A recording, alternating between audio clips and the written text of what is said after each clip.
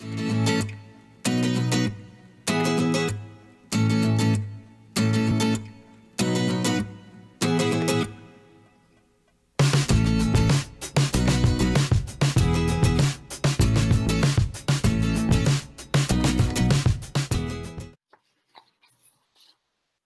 noite.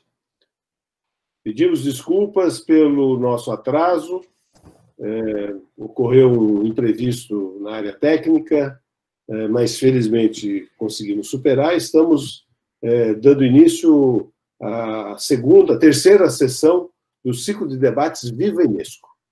Essa é uma iniciativa do Instituto de Estudos em Saúde Coletiva, o Inesco. Há 33 anos, contribuímos para o desenvolvimento da saúde coletiva, da saúde pública, do SUS em nosso país. Queremos e precisamos do seu apoio e da sua participação.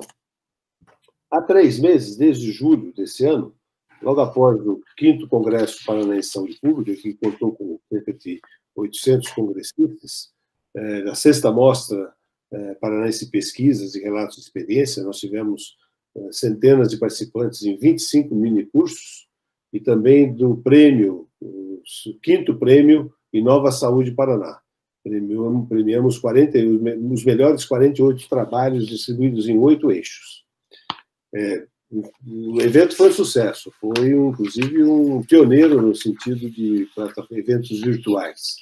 Mas, financeiramente, nós terminamos o evento com uma séria situação econômica que nos levou a tomar essa iniciativa e, junto com alguns voluntários, nós estamos com o desenvolvimento desse plano de recuperação financeira e de renovação do quadro de associados. Pretendemos, com isso, traçar novos rumos para o Inesco, caso a gente tenha sucesso nesse plano. Visite o nosso projeto no endereço que está sendo divulgado durante a conferência de hoje. Não se trata de uma campanha de doações. Estamos, sim, oferecendo possibilidades de inscrições e de patrocínio para os eventos do ano que vem. É uma tentativa de manter os congressos, as mostras de pesquisa e o prêmio pelos próximos anos. Contamos com o seu apoio e a sua participação. Hoje, dando seguimento ao ciclo de debates, nós contamos com a participação de um convidado especial, o Dr. Homero Giacomini. O Homero é médico pediatra, é especialista em doenças infecciosas e parasitárias, mestre em saúde coletiva, membro da Academia Brasileira de Ciências da Administração Pública, também é membro da Sociedade Brasileira de Médicos e Escritores. Trabalhou por 35 anos como servidor da saúde e gestor dos serviços públicos, em Curitiba, na região metropolitana, no Paraná. É autor de livros como Valor, Talento e Método, que eu tenho aqui, o meu exemplar, utilizo bastante até hoje, Homero. Os Segredos do Gestor Público de Sucesso, o 2º livro. No ano passado, foi 2019, 2018, Brasileiros, Paixão e Itália, e Pasquim da Pandemia. Esse que está aí na parada de sucessos, Pasquim da Pandemia. Saúde e democracia fragilizadas. Parabéns, Homero. Estou lendo e estou gostando muito. Mantenha o projeto Bordado na Água, com publicação em textos semanais no site homerogiacomini.com.br. Quem não teve oportunidade, participe, acompanhe.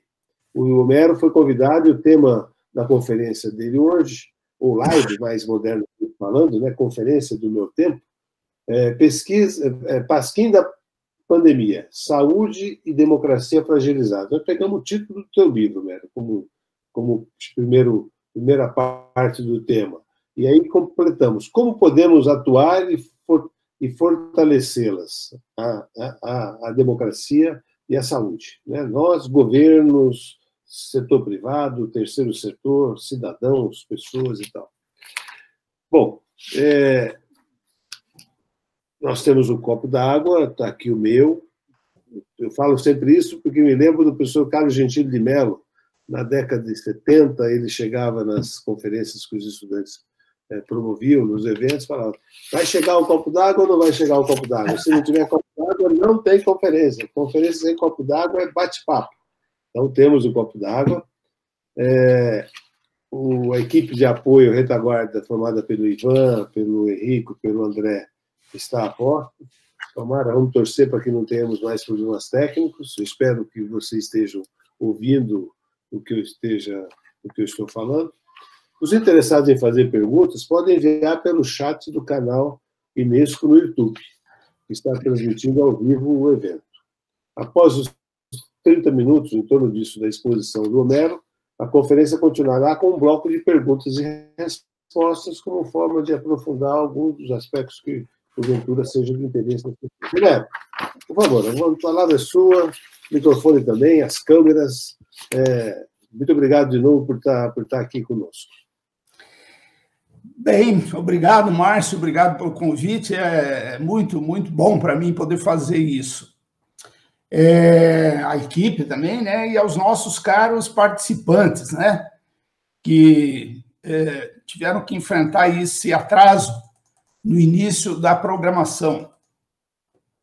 Eu sou muito grato à Unesco, porque tenho a minha história profissional em grande medida ligada à Unesco, né?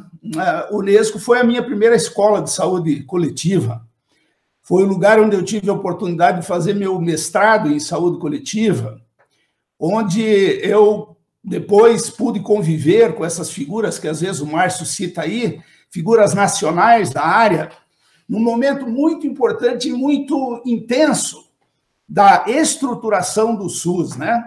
Então, entre todas as pessoas com quem eu convivi no Unesco, pessoal de Londrina, de Curitiba, eu gostaria de homenagear a todos, lembrando de um nome, o Luiz Cordoni Júnior, meu professor, meu orientador de mestrado e que se tornou meu grande amigo, né?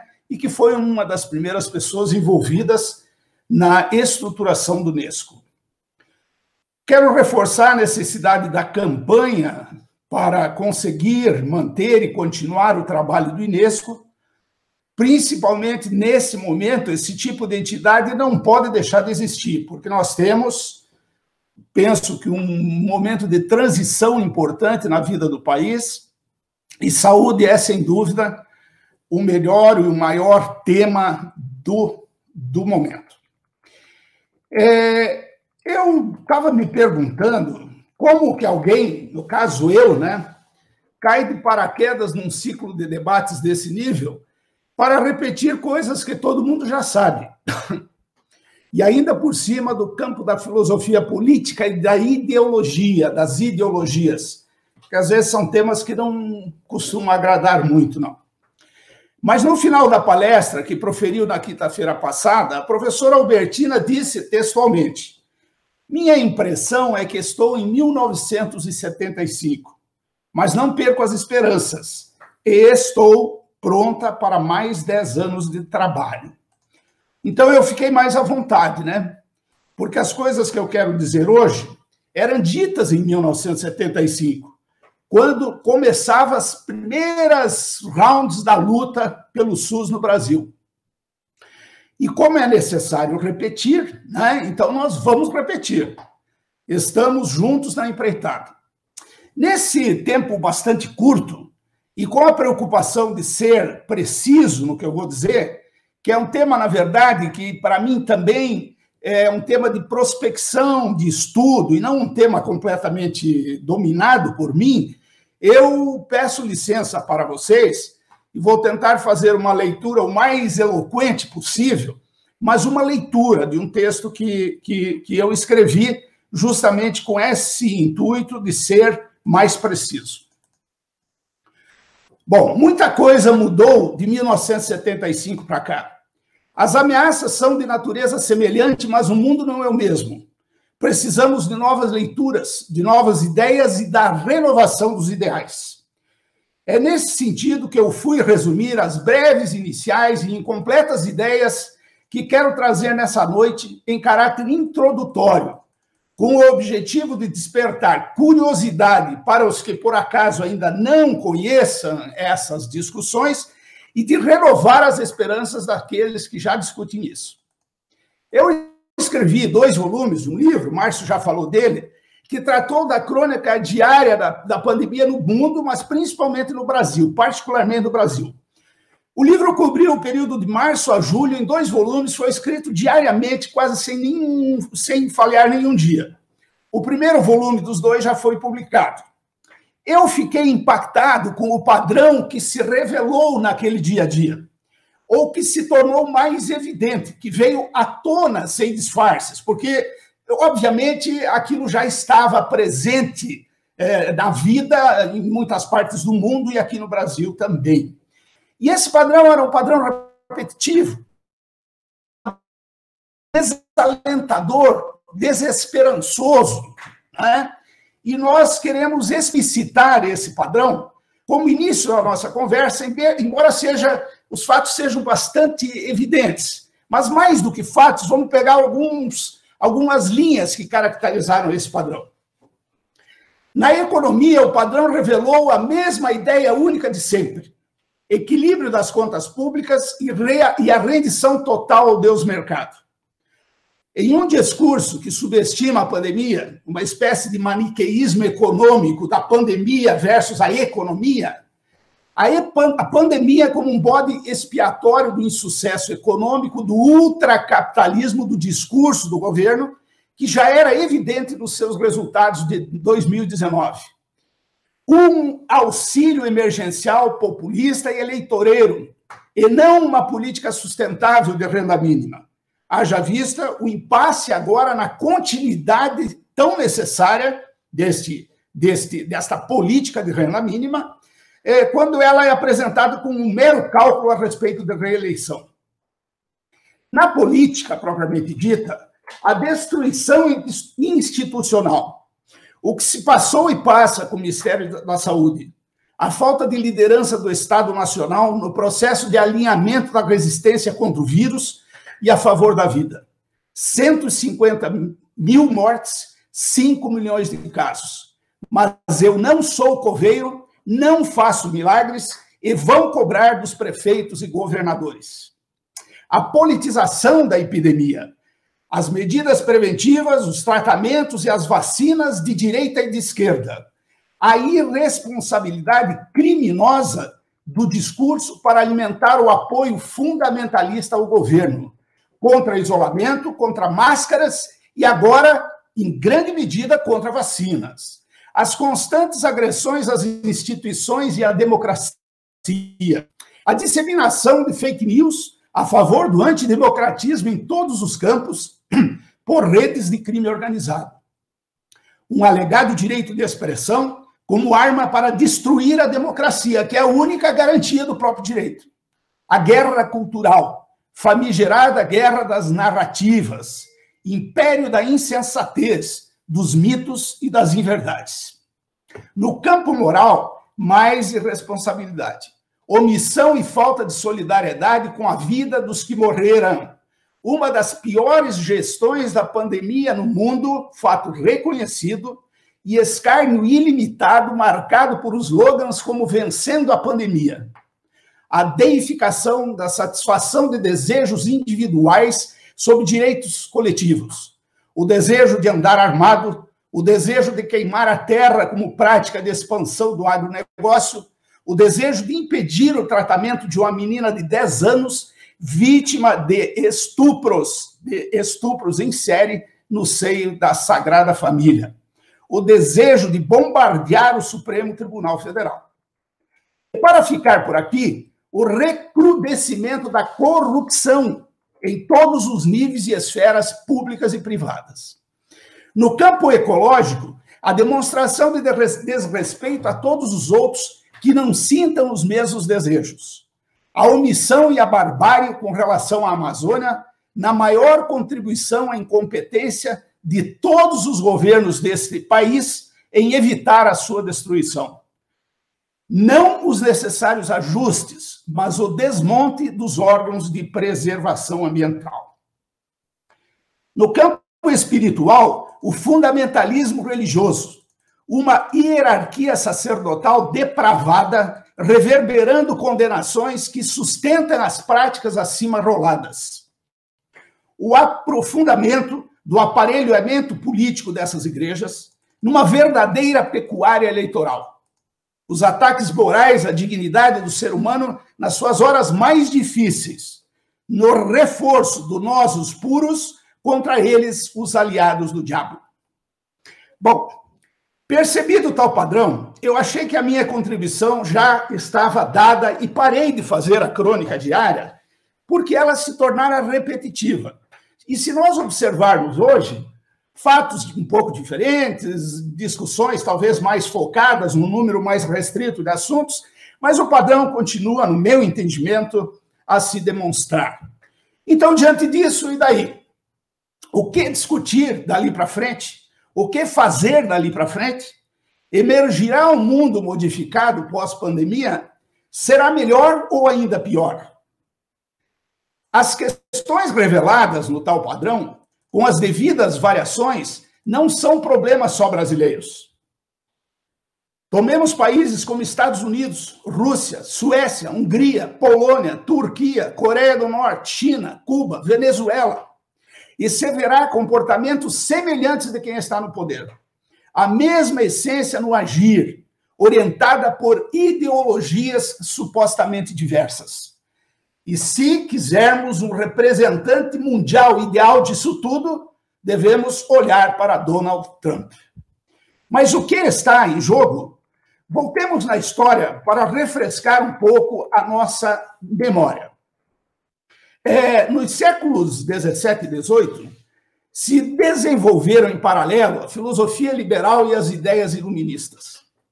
Tais filosofias exaltavam a razão, se opunham ao mercantilismo, pregando o liberalismo de mercado sem intervenção do Estado, se opunham ao absolutismo, pregando que o poder do rei devia ser limitado por uma Constituição, se opunham às opressões sacerdotais, exaltando a razão e o conhecimento, acreditavam que as mazelas humanas seriam superadas pelas ideias de progresso contínuo e de perfectibilidade humana.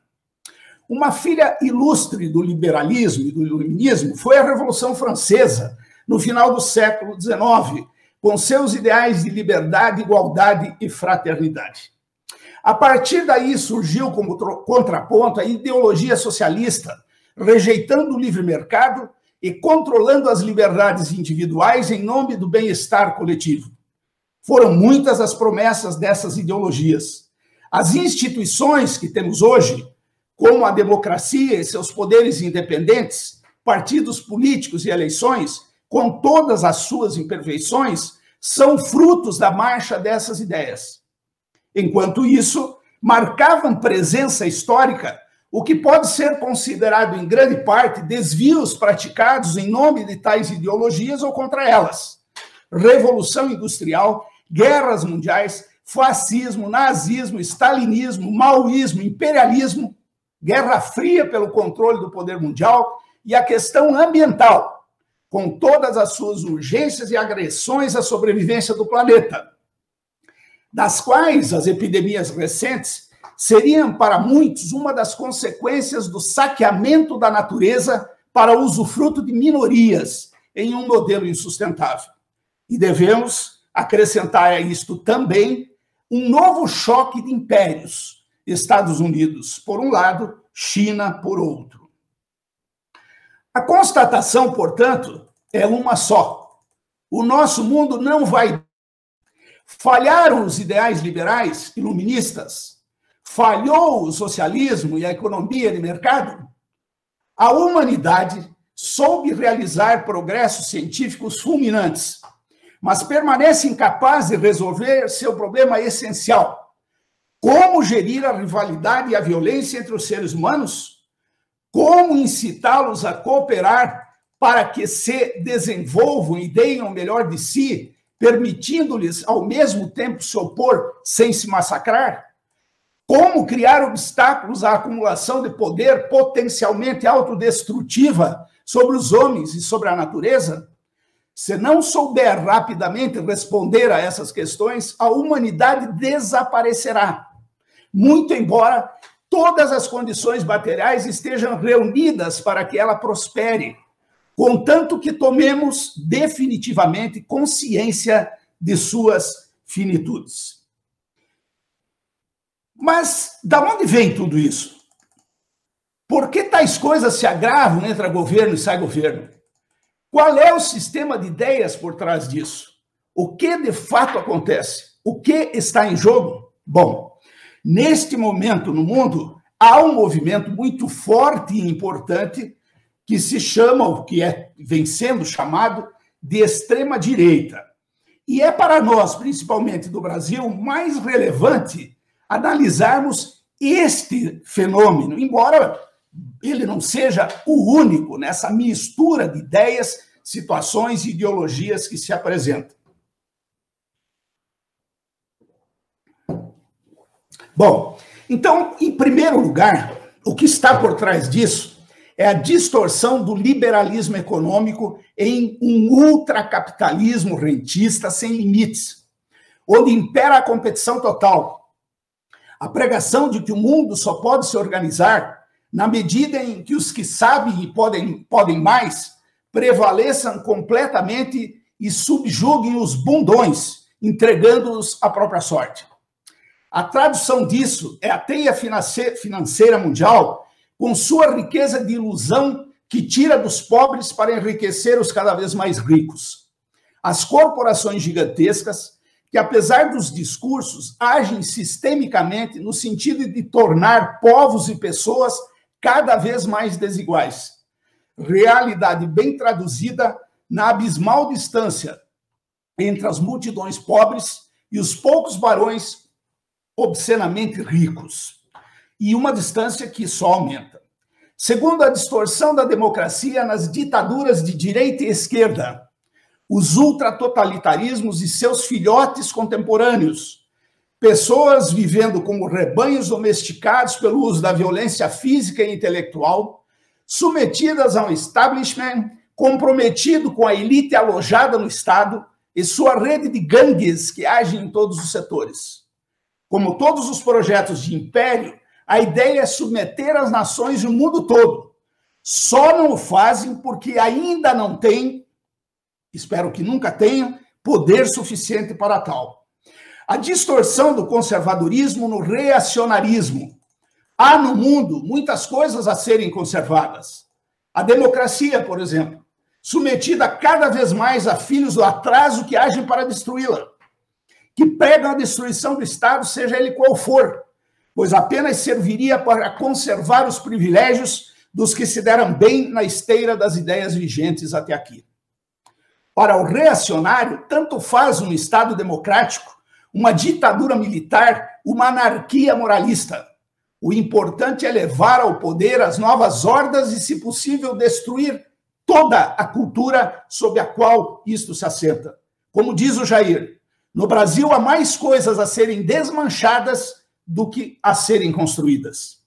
E tudo isso pensando, ou melhor, tudo isso pensado e sintetizado, embasado nas ideias da chamada filosofia tradicionalista, que existe com seus autores, com suas escolas, suas universidades, etc. Mas o que é pior, né? Nas distorções patológicas dessa filosofia. A captura dessa pretensa filosofia pela ultradireita no poder em vários países, com a distorção, o apodrecimento das ideias de um liberal conservador, da importância de um René Quinton, por exemplo, por figuras obscuras como um Olavo de Carvalho. Prevalecem as ideias tradicionalistas do antiglobalismo, da guerra cultural, do negacionismo científico, da dominação sem respeito a todos os outros, que se reflete na destruição ambiental, da reificação das figuras míticas e sacerdotais contra qualquer solidariedade libertadora.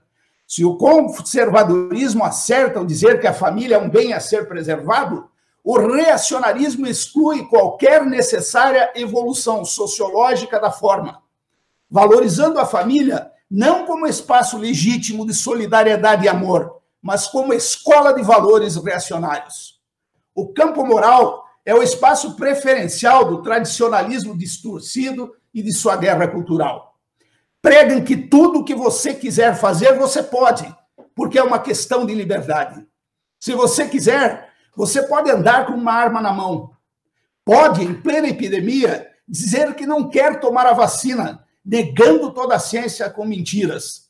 Se a máscara é comprovadamente importante na prevenção, mas você acha que isso diminui sua valentia e fere a sua liberdade, não usa.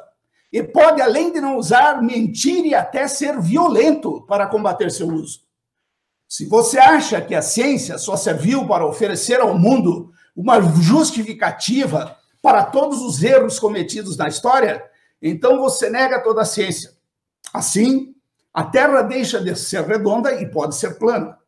A pobre da cloroquina, comprovadamente ineficaz, tem que servir ao discurso mítico, pois não está em jogo controlar a epidemia, mas as mentes e corações dos que devem acreditar nas neo-verdades fundamentalistas, nas narrativas da guerra cultural que levarão ao poder completo o mais abjeto obscurantismo. E não nos esqueçamos que, infelizmente, que para a maioria dos políticos, não se trata de defender o que acreditam promovendo bem-estar, mas usar as ideias de ocasião para chegar ao poder e nele permanecer. Muito bem.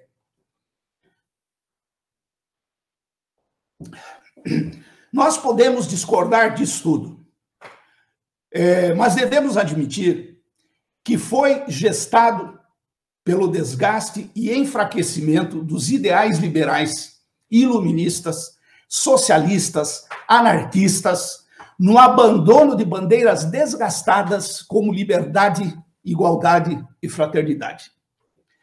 A realidade que o mundo vive não nasceu do acaso. A ultradireita, rótulo que não está à altura desta sopa de reacionarismo, autoritarismo, ultracapitalismo, negacionismo, corrupção, populismo, é mundialmente articulado. Tem mistificadores do conhecimento, tem redes de formação intelectual, publicações de qualidade, proselitismo organizado em igrejas, grupos racistas, sexistas, homofóbicos, forças armadas, instituições governamentais, etc. São, sobretudo, exploradores do desalento. Parte considerável da população em todo o mundo, 30%, não segue tais mitos porque é idiota e ignorante. Idiotas são aqueles que, a seu tempo, não souberam ver o quanto suas práticas traíam as melhores promessas das ideias desenvolvidas pela humanidade e a duras penas testadas, jogando as pessoas frente a questionamentos como aquele que já nos ensinava o velho Carlos Matos, e o pessoal da saúde pública está acostumada com ele. E o velho Carlos Matos dizia o seguinte: para que serve uma democracia sem resultados? Então, qual o caminho, então, a seguir? Quer dizer, e daí, né? E daí? Como continuar sem perder as esperanças? Bem, eu sou dos que acreditam que é necessário pôr em pé novas utopias. Mas utopias podem ser só ideias que nos distraem até o advento do fim. Por isso, não podem ser só ideias, mas percursos viáveis, ou que então possam ser, com o tempo, viabilizados. Utopias que se transformem em filosofias políticas, que orientem mudanças das práticas democráticas, que resultem em propostas urgentes de transformação do mundo. Divulgo aqui um caminho a ser analisado. Foi expresso em mais um manifesto firmado por pensadores de várias partes do mundo. Veio a público em 2013 e foi chamado Manifesto Convivialista, Declaração de Interdependência. O que este manifesto nos traz? Nos traz a ideia e o alerta para que trabalhemos pela renovação da filosofia política e por estratégias capazes de influenciar as formas como o poder é exercido no mundo. No mundo individual, das relações pessoais, ecológicas, do trabalho, institucionais, dos estados e da comunidade internacional. Seu ponto de partida é a reflexão aberta que visa responder a 4 questões fundamentais. Primeiro, na questão moral. O que é permitido aos indivíduos e o que devem eles se proibir? Na questão política. Quais são as comunidades políticas legítimas? Na questão ecológica. O que nos é permitido retirar da natureza e o que lhes devemos restituir? Na questão econômica. Que riqueza material nos é permitido produzir e como devemos fazê-lo para estar de acordo com as respostas dadas às questões moral, política e ecológica? Propõe também que cada pessoa seja livre para adicionar ou não a essas 4 questões um 5º eixo, concernente ao transcendental, a questão religiosa ou espiritual. E para concluir, trago alguns breves trechos do manifesto. Eu havia solicitado para o pessoal da equipe técnica que disponibilizasse 2 fontes dessas ideias. Uma, de um estudioso da filosofia do tradicionalismo, para que a gente, quem porventura o deseje, se inteire melhor do que é este mundo de ideias. E outra, que é o próprio texto do Manifesto Convivialista, para as pessoas se aproximarem dessas ideias utópicas que não têm absolutamente grandes novidades, mas que são um novo agitar, né, de valores antigos que precisam ser retomados e com muita urgência. Então, vamos lá. Dispomos de múltiplos elementos de resposta oferecidos ao longo dos séculos por religiões, morais, doutrinas políticas, filosofia, ciências humanas e sociais. São elementos preciosos que convém reunir e explicitar o mais rapidamente possível, de maneira que seja facilmente compreensível e partilhável por todos ao redor do mundo que veem suas esperanças frustradas, sofrem as mudanças em curso ou as temem, e que desejam contribuir, cada um conforme sua medida e seus meios, para a salvaguarda do mundo e da humanidade. As iniciativas que vão nesse sentido são inumeráveis, produzidas por milhares de organizações ou associações e por centenas de milhões de pessoas. Elas se apresentam sob formas e em escalas diferentes. A defesa dos direitos do homem, do cidadão, do trabalhador, do desempregado, da mulher, das crianças. A economia social e solidária com as cooperativas de produção e consumo, o mutualismo, o comércio equitativo, as moedas paralelas ou complementares, os sistemas de troca local. A economia da contribuição digital, o decrescimento e o pós-desenvolvimento, os movimentos Slow Food, Slow Town e Slow Science, a afirmação dos direitos da natureza, a ecologia política e a democracia radical, a busca de indicadores de riqueza alternativos, os movimentos de transformação pessoal, de simplicidade voluntária, de abundância frugal, de diálogo de civilizações. A política legítima é a que permite a cada um afirmar sua individualidade em construção, desenvolvendo sua capacidade de ser e agir sem prejudicar a dos outros, na perspectiva da igual liberdade. Todos têm vocação para manifestar sua individualidade singular, e é natural que os humanos possam se opor, mas só lhes é legítimo fazê-lo enquanto isso não coloca em perigo o marco de comum socialidade, que torna essa rivalidade fecunda e não destrutiva. A política boa é, por isso, aquela que permite aos seres humanos se diferenciar, aceitando e controlando o conflito. Um Estado, ou um governo, ou uma instituição política nova só podem ser considerados legítimos quando, primeiro, retomam a ideia de que todos os seres humanos de qualquer raça, crença ou sexo têm o direito de buscar progresso material e desenvolvimento espiritual, dentro da liberdade e da dignidade, da segurança econômica e com chances iguais. Quando, mais especificamente, os estados legítimos garantem a todos os seus cidadãos mais pobres o mínimo de recursos, uma renda básica, seja qual for a sua forma, que os mantenha a salvo da abjeção da miséria e proíba progressivamente aos mais ricos, via a instauração de uma renda máxima, cair na abjeção da extrema riqueza. quando zelam pelo bom equilíbrio entre bens e interesses privados, comuns, coletivos e públicos. Quando reconhecem nas múltiplas redes digitais uma formidável ferramenta de democratização da sociedade e de invenção de soluções que nem o mercado nem o Estado foram capazes de produzir.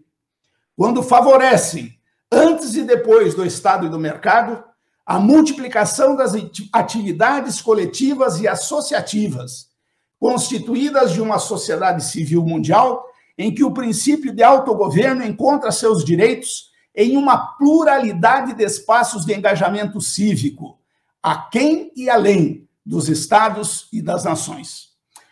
Era essa a contribuição. Muito obrigado pela atenção de todos vocês. Homero, muito boa essa sua participação.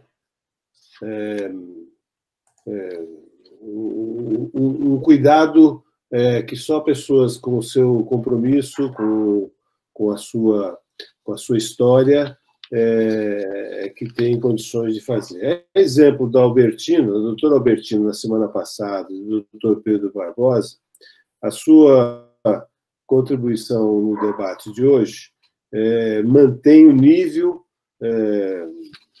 científico, né, o nível de coerência e de seriedade nas avaliações que se tem que fazer nesse momento.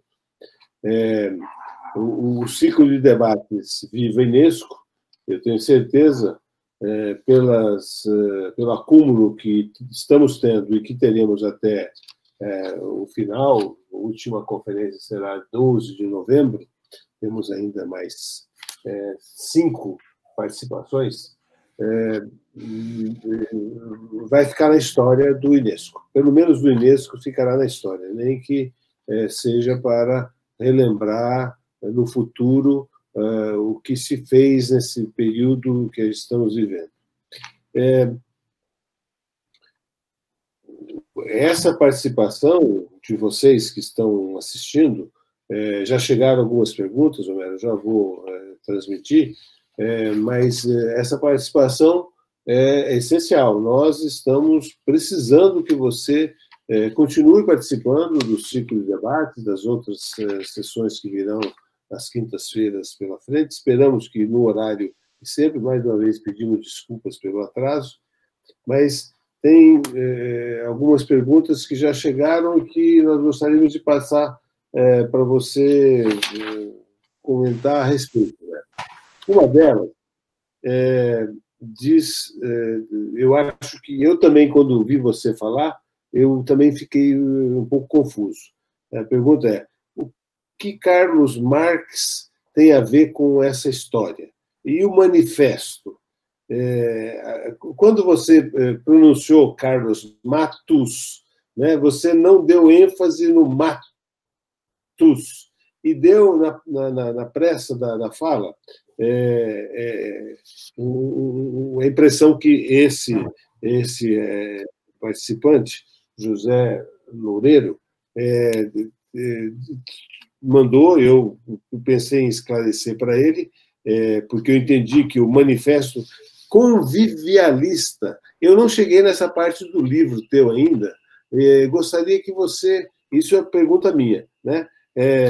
O manifesto, se é que eu entendi bem, convivialista, e você podia talvez falar alguma coisa sobre a diferença de Carlos Matus e Carlos Marx, e que contribuição Carlos Matus deu para a saúde e para a nossa vida de hoje em dia. O que ainda, ou já está superado? O pensamento estratégico, o planejamento estratégico situacional, não tem sido mais muito motivo a não ser nos cursos de pós-graduação, né, que a gente tem pelo país. Com certeza, aqui em Curitiba, pelo menos, eu participo, o planejamento estratégico situacional e as ideias e os princípios e a teoria de Carlos Matus tem sido ainda muito, muito útil.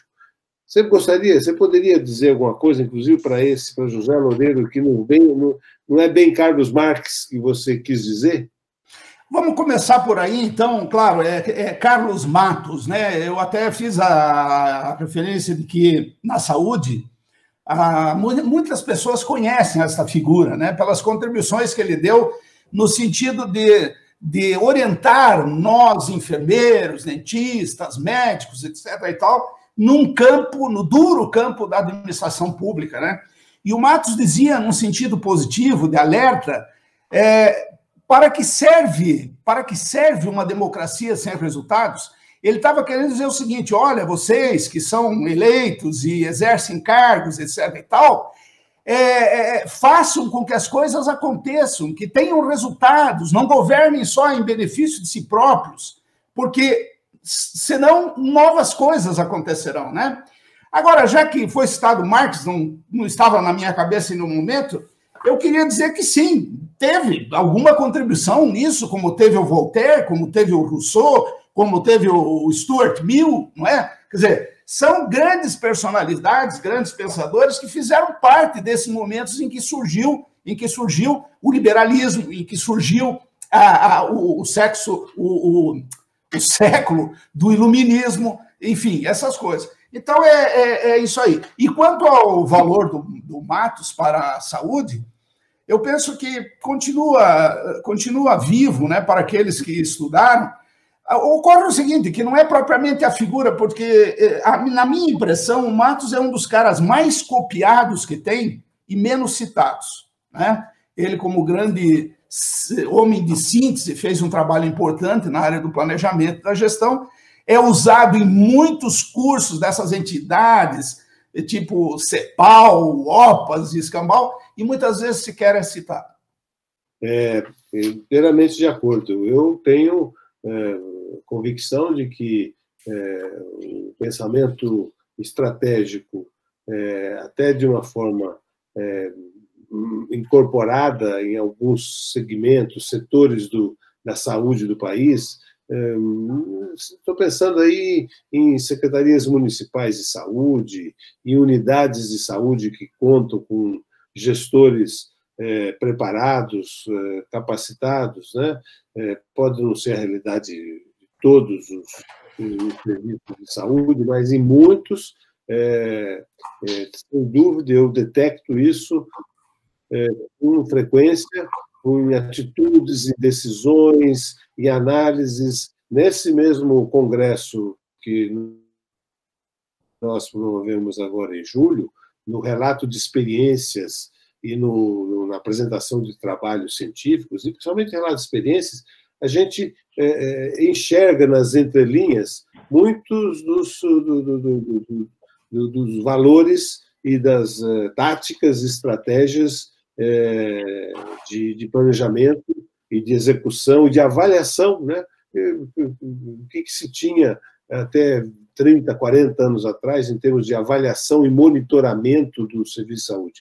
Coisa que, talvez, a nossa realidade dessa epidemia, nós vemos, assim, alguns estados, alguns municípios com um desempenho melhor do que outros. Eu não tenho dúvida que, por conta disso, está o domínio e a existência desse pensamento estratégico, do planejamento estratégico na vida dessas instituições.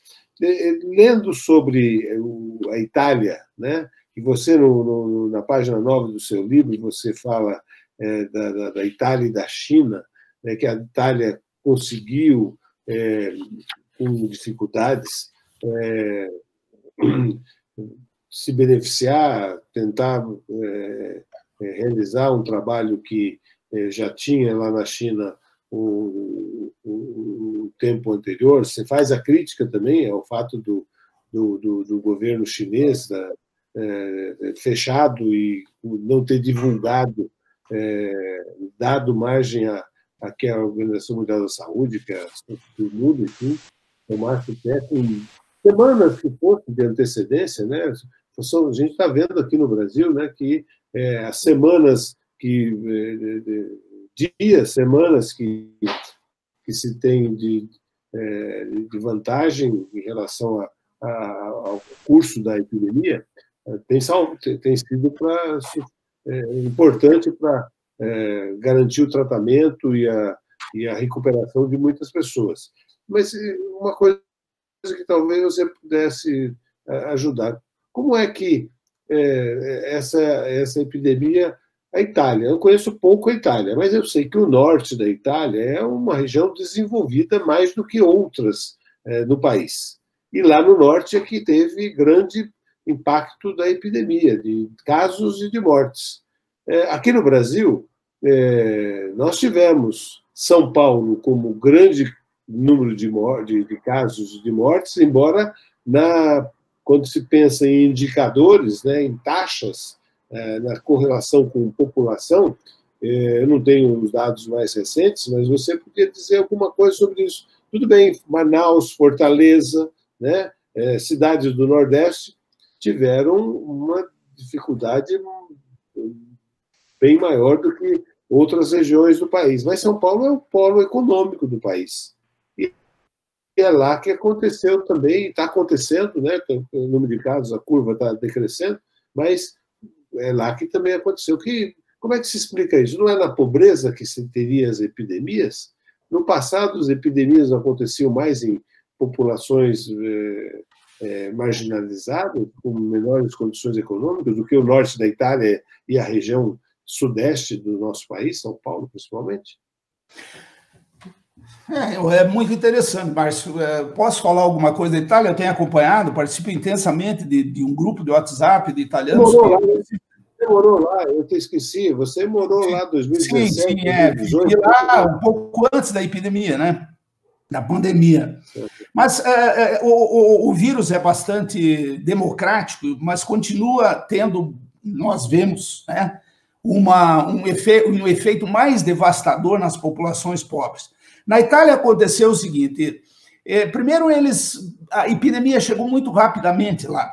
E o fator fundamental é que no norte da Itália, na região da Lombardia, que é a região mais industrializada da Itália, existe uma região que muitos chamam de Pequena China, que são, nesses arranjos que temos hoje desse capitalismo maluco, fábricas fabricando produtos de grife italiana na região com mão de obra chinesa. Você tem aproximadamente 150 mil chineses trabalhando nessa pequena China, e ali tem executivos, tem uma série de coisas. Então, antes ainda da China, sabendo ou não sabendo e escondendo, porque, na verdade, a China é um negócio estranho, né? Uma economia com elementos de mercado, mas é uma ditadura política. Nós não podemos esquecer disso, e qualquer tipo de ditadura política se vale com muita frequência da manipulação de informações. E foi esse o grande fator. O trânsito muito recorrente e intenso desse intercâmbio, né, que acabou sem nenhuma percepção ainda do problema, trazendo e disseminando o vírus. Esse foi um dado importante. Outro dado importante é que na Lombardia, vamos lembrar de Milão, que é a capital, houve a primeira campanha de Milão não vai parar, né? Então eles... Não, nós não vamos parar, vamos conseguir com tudo igual e tal, embora outros, mundo afora, dizendo, olha, a única arma segura que a gente tem, como em toda a história das epidemias, desconhecidas, etc. e tal, é a questão do afastamento, do isolamento, das medidas preventivas. Então, houve isso também. No entanto, a boa notícia, Márcio, é que hoje, quando a Europa enfrenta já o início da segunda onda, é a Itália que vai melhor de todos os outros países. A Itália aprendeu muito com o sofrimento intenso que teve no primeiro momento, né? Hoje o epicentro da segunda onda na Europa é a Espanha. E a Itália tem um número... Claro, ela está enfrentando também um problema, mas ela se mobiliza rapidamente, o aprendizado da população foi enorme. Existem os negacionistas mas você não vê situações como na Alemanha, com manifestações de rua contra a máscara e coisas assim do tipo, né? Então, o que eu poderia observar assim, de mais saliente nesse raciocínio é isso. Ok. Eu não sabia dessa história da segunda onda que beba um copo d'água, beba um gole d'água, é bom. Estava nesse pé, não, eu não tinha essa informação. Uma pergunta que chegou aqui, e eu queria lembrar, Homero, nós estamos a 20h45, passando de 20h45, o nosso horário era 20h33, mas nós tivemos 20 minutos de atraso. Você, a tua conferência, para o teu conhecimento, foi 30 minutos cravado, viu? Você conseguiu fazer a apresentação dentro do tempo pensado. Que bom. Lígia Barroso. Lígia Barroso é uma jornalista. Ela manda a seguinte pergunta. Caro Homero, estamos em período de campanha eleitoral nos municípios, executivo e legislativo, né? Eleições agora, dia 15 de novembro, para prefeitos e vereadores dos 5.400 municípios brasileiros. Pergunto, como buscar saber dos candidatos qual sua real proposta para melhorias na saúde pública municipal, sem dar brechas para se politizar o momento da pandemia? Ou seja, a Lígia está perguntando se a gente pode, deve questionar, indagar, provocar, né, candidatos a vereador e prefeito sobre melhorias na saúde pública, sem com isso também ela usa o termo, né, dar brechas para politizar, não é politizar, eu acho que é politicar, né, fazer politicatizar o momento da pandemia, que que não só é um risco, como tem acontecido, né? O aproveitamento político da pandemia, das medidas, dos comportamentos, isso a gente tem convivido. Você conseguiria dizer alguma coisa em torno disso que a Lígia está trazendo para algumas coisas, sim, Márcio. Eu acho que, bom, em primeiro lugar, o assunto é importantíssimo. As pesquisas já mostram que a população, o assunto número 1 que preocupa as pessoas hoje é saúde. Saúde, né? Há uma segunda questão que me parece fundamental, é que há uma compreensão, não que seja boa, mas melhorou muito a compreensão do mundo político a respeito do SUS, né? E terceiro, o debate é necessário. Agora, ele tem que ser, de preferência, promovido, eu penso, por entidades, sabe? Eu sinto o seguinte, há quase que um estado de anomia nacional com relação ao debate político. Nós temos uma guerra de versões, as tais das narrativas o tempo todo, mas é necessário, de alguma forma, ampliar o debate via entidades. Por exemplo, ela é jornalista. O que faz a entidade dos jornalistas no sentido de debater? E eu não entendi bem, porque, claro, a eleição é um momento que deve ser mesmo politizado, né? Eu entendo que ela quis dizer isso mesmo, não acabar sendo um instrumento de politicagem, né, na eleição. É o risco que se corre. Agora, eu, com os canais que tenho, eu procuro perguntar, até porque não há muita surpresa. Os candidatos à majoritária, que são os que aparecem mais, aqui em Curitiba, não estão dizendo absolutamente nada de novo na área de saúde.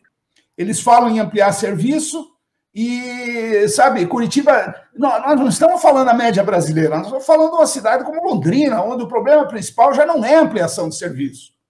São outras questões de qualificação mais refinadas, mais requintadas, e a ampliação de serviços mais pontuais, etc., né? Mas, enfim, o debate é muito pobre e quem, de algum modo, puder contribuir, politizando ou não, eu acho que deve fazê-lo. Uhum. Concordo com você. Hoje, pela manhã, eu participei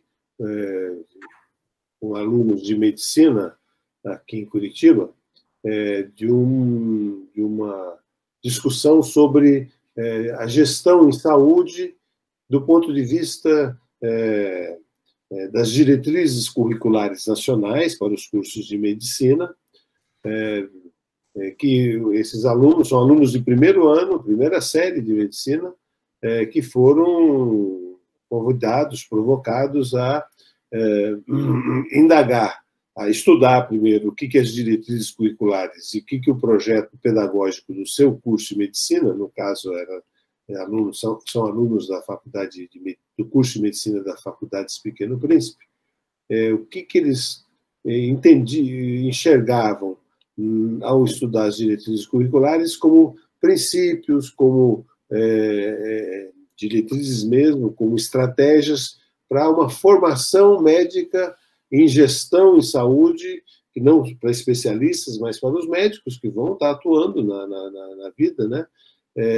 E eles abordando isso. Um grupo de 8, 9 alunos vendo isso do ponto de vista da população, do usuário de saúde, e outros do ponto de vista dos médicos e outros profissionais de saúde.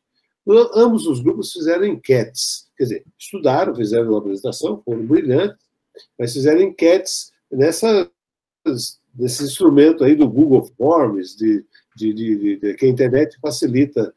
Não são pesquisas, são enquetes. Né? Não há uma amostragem, né? Não há uma preocupação com representatividade. Mas um número grande de centenas de pessoas respondendo. E dessas participações, dá para enxergar claramente que a população passa a ter uma visão sobre o SUS diferente de antes da epidemia. Essa é uma constatação que eu, aos poucos, venho tendo. Não sei se já existem trabalhos científicos sobre isso, eu até penso em desenvolver alguma coisa mais adiante, mas parece que há evidências de que, apesar de todo o caos, de todo o desencontro dos governos federal, principalmente, estados e municípios, na epidemia, até pela forma como aconteceu, né?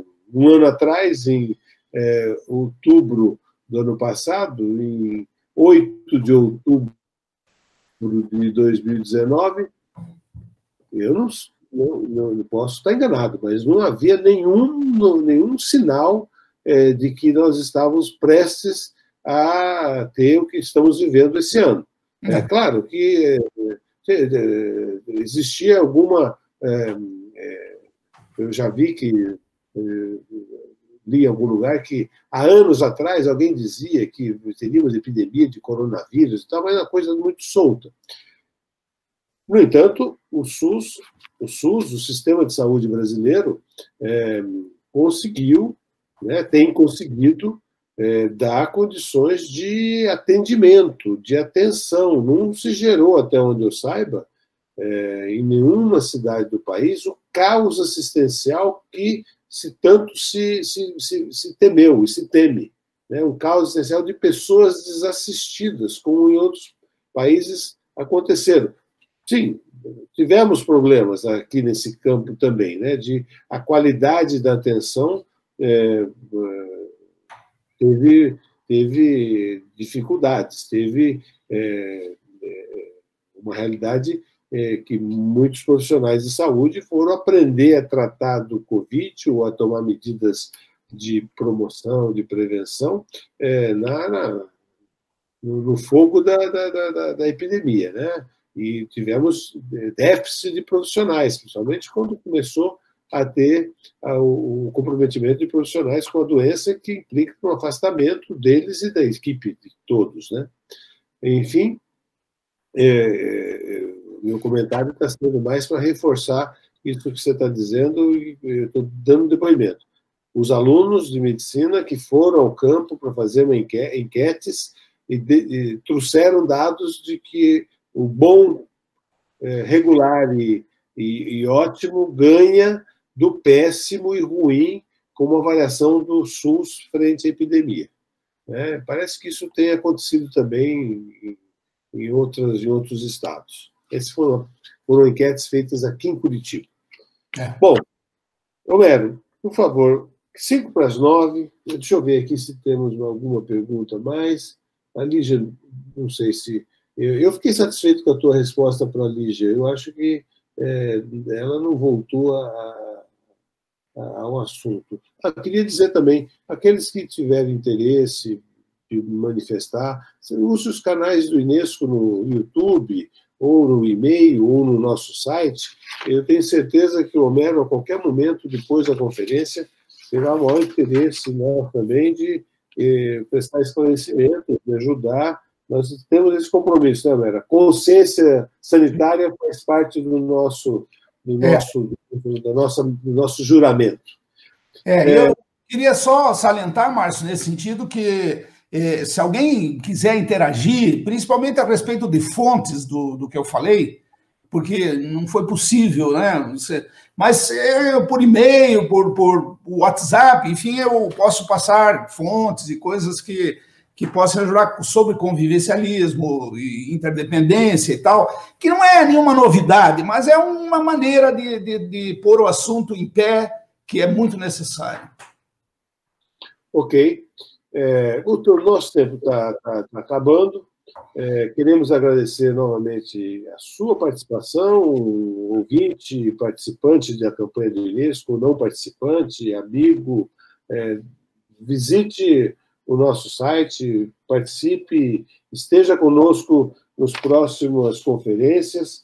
Eu gostaria de, antes de devolver a palavra para o Homero, para ele fazer a sua despedida e o seu encerramento, lembrar que nós temos uma equipe de voluntários. Eu queria, nas outras conferências, eu me esqueci de fazer isso, mas Carla, Ciliane, Beth, Cristina, Cris, o Henrico, o Marcelo, o William, a Lígia, a Bruna, a Thaís, a Lau, o Ivan, o Zaqueu, são pessoas que a gente queria registrar, agradecer a participação, porque eles é que têm dado a condição desse ciclo de debates e dessas conferências e do movimento todo ir à frente. Muito obrigado a vocês todos.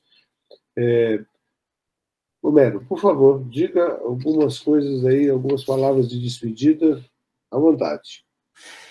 Márcio, eu acho que uma das coisas muito interessantes dos institutos, como o Unesco, é essa capacidade que sempre teve de fazer a interface entre o mundo técnico da saúde e o mundo político, onde as coisas se realizam e se viabilizam, né? Que a gente nunca esqueça que saúde é uma política. E o SUS é talvez a melhor experiência da história do Brasil de uma política pública, pela magnitude do serviço que ele presta, relativamente insuficientemente financiado. Então, foi nesse sentido que eu quis dar essa contribuição. Falar propriamente dos fatos relatados no livro seria realmente, sem essa perspectiva política, voltar muito ao que você está vendo todo dia se repetir nos meios de comunicação do nosso país. Eu quero agradecer. Homero, antes de você fazer o encerramento, eu deixei de lado aqui o celular e estou vendo uma pergunta que acho que vale a pena. É da Valéria Prockman. Certo. Médicos votaram em massa no Bolsonaro. É a afirmação da Valéria. Sim. Como vocês acham que os médicos estão se sentindo tendo um ministro da Saúde general sem qualquer vínculo com políticas públicas da área? Certo. Bom, a resposta passa necessariamente, com toda a tranquilidade, sem nenhuma... passa por uma outra pergunta. Depende do tipo do médico. Eu penso que a maioria dos médicos de clínicas privadas e etc., sem nenhum demérito, estão relativamente contentes. E eu não falo isso, eu também não estou baseado em pesquisa nenhuma, mas eu convivo amplamente em vários setores e muitos deles é inacreditável como defendem. Eu me meti em algumas furadas de internet, nesses blogs, por fazer comentários, por exemplo, tentando argumentar com relação ao uso de máscara e coisa, e funcionar respostas que eu recebi, né? Então, não é uma classe profissional que pensa da mesma maneira em bloco, mas há um pensamento predominante na área do SUS que contempla essas questões de uma maneira mais ampla e mais adequada, né? Quem conheceu a institucionalidade do SUS, as demandas que ele tem para funcionar, sabe que um bom ministro não precisa ser médico, mas que não pode... O nosso atual ministro acabou de confessar, dia desses aí, ontem ou antes de ontem, que ele não conhecia o SUS, não sabia que existe, e está muito surpreso pela existência desta ferramenta, né? Quer dizer, o SUS é mais do que uma ferramenta. Então, Valéria, não é de estranhar, eu acho que é perfeitamente dentro do esperado. Ok. Continua com o seu encerramento, suas despedidas. Faça favor, Homero. Não, eu acho que era isso. Até o que ela fala aí complementa. O Márcio luta há muito tempo com a questão dos currículos, porque os currículos precisariam contemplar isso, né, de certo modo. Mas há uma boa parcela dos médicos do Brasil, está mudando lentamente, mas há uma boa parcela que ainda pertence realmente a um nível que pensa de uma maneira... aprova o que está acontecendo em grande medida.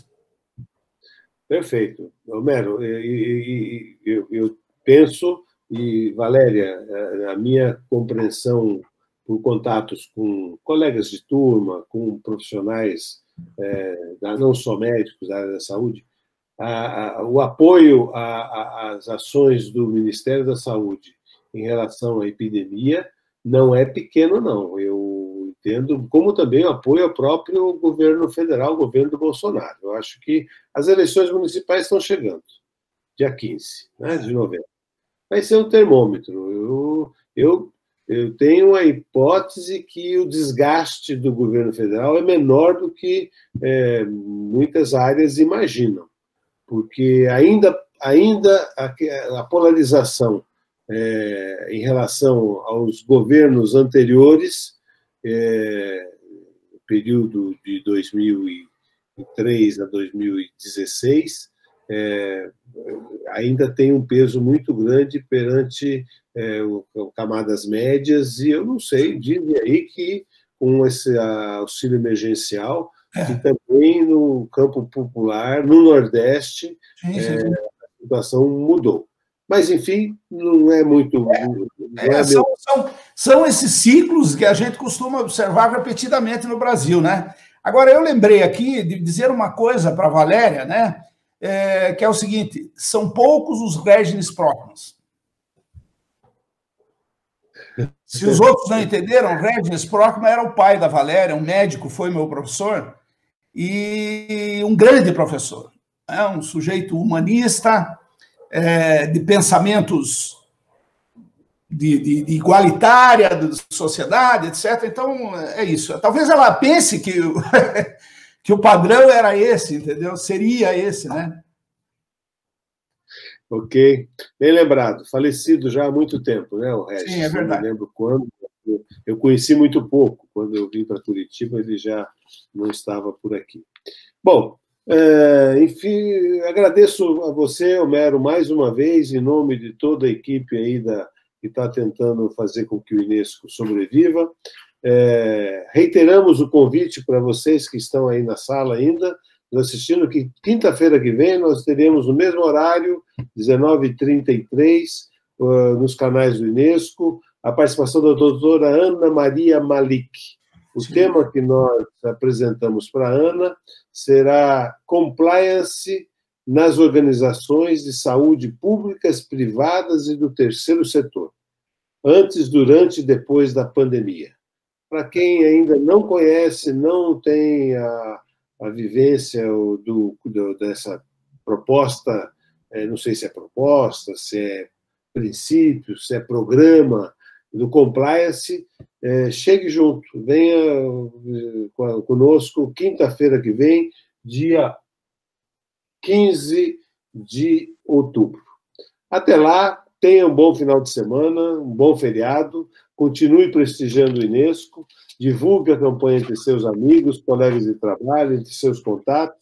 Obrigado pela participação. Mais uma vez, desculpe pelo nosso atraso. E, Homero, parabéns e estamos juntos. Boa noite a todos. Obrigado. Boa noite.